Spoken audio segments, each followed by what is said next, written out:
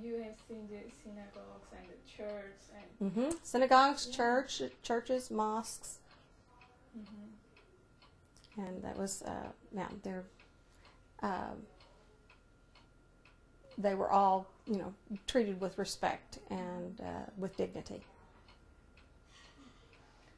Did the trip reinforce your hopes toward bringing peace in the world? Do you think you can reach this goal?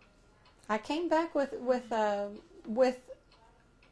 I wouldn't say a renewed hope, but with a new hope. That there are people who are working toward this goal that actually have some strategies that will work. I said in a letter to Orhan, I said, at first when I was invited, I thought, this is rather an extravagant invitation and a lot of money to spend on taking individuals to Turkey. Now, it wasn't anything I was going to turn down. It was quite an opportunity, and I was going to take advantage of it. But I thought, this is really quite extravagant. But then I realized through the home visits and through the discussions that we would have on the buses and on the flights from one city to another, that it was precisely through these discussions and through the interactions with the families and with our tour guides that the dialogue actually takes place, that real meaningful moments take place. And then coming back to the United States, I've had opportunities already to share with friends and colleagues and others. And that's how those ripple effects begin to really have an effect.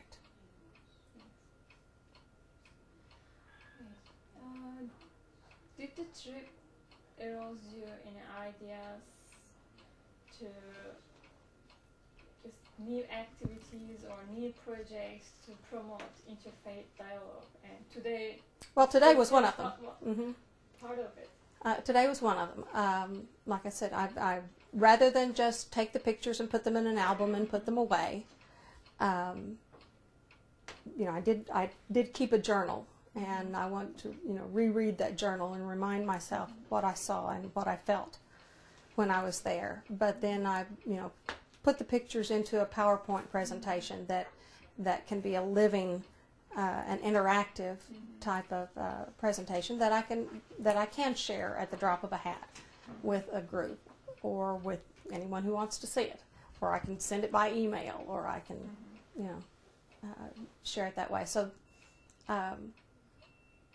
And that is, that's something that is a natural for me. That is something that works with my lifestyle and is not something that I feel artificial doing. So. Do you plan to visit Turkey again, or would you advise it to your friends? Oh, I've already got friends who would say, now if they need volunteers, I would be glad to go. I've got professor friends who teach humanities and world religions and history, and they say, they are very jealous that I had this opportunity, and said, I should have been the one to have gotten to go.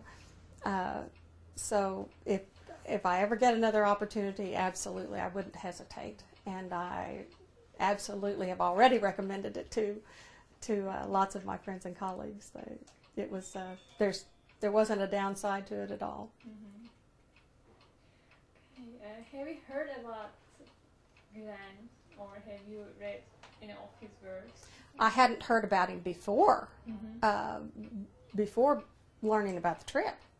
I had not heard about him. That's probably my own fault, but I had not. And we did, get wonderful reading materials. Before we left on the trip, I did get on the internet and I did find some of his writings, and I read a little bit about him, but I didn't know very much.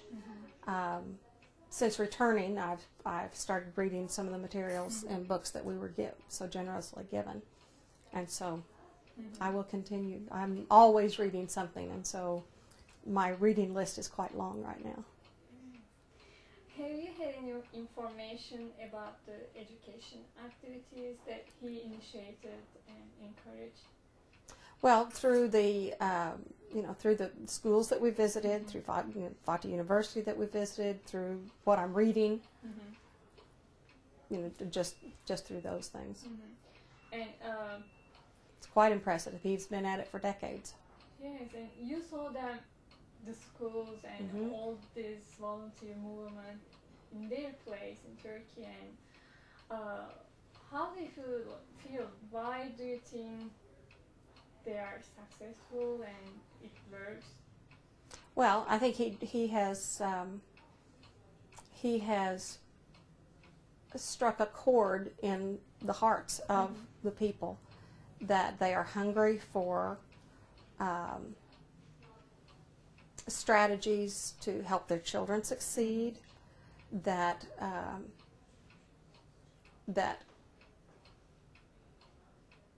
ties faith and learning together. And I've been involved in faith-based education for most of my adult life, and so that's something I believe strongly in. So I understand that that desire, and that's something that I wanted for my own children, and I understand that parents wanting that for their children everywhere, and so I understand the people in Turkey wanting that, and he has that's something that he is helping them to achieve. Do you think these education activities encouraged by Gulen can play an important role in bringing peace into the world? Oh, absolutely. I think God makes our minds as well as our bodies. He expects us to use our whole selves. And so the more we learn, the more we know, the more we think, then I think the better we will, the more apt we are to achieving the fullness that he has planned for us. So I think absolutely education has a big role in that. Okay, let's talk about a little bit dialogue and its importance. What do you think are the main reasons for the conflicts among cultures or among religions in the world today? Well, I think one thing is that we tend to, before we get very far in dialogue, we tend to focus on we get sidetracked by differences. And then we let those differences take over the conversation. And the conversation needs to come back to what we have in common and what our common goals are. But I think we let the differences that we see as the different cultures see as critical, when perhaps they are not critical. But each culture will pick differences and see those as absolutely critical and divisive, and they focus on those to the detriment of what should bring us together, and they let those tear us apart. How did 9/11 affect your views on Islam? Well, for a while, I thought that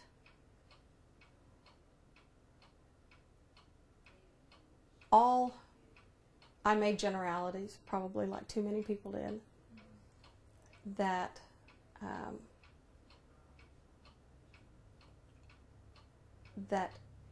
all Islamic people supported terrorist activities.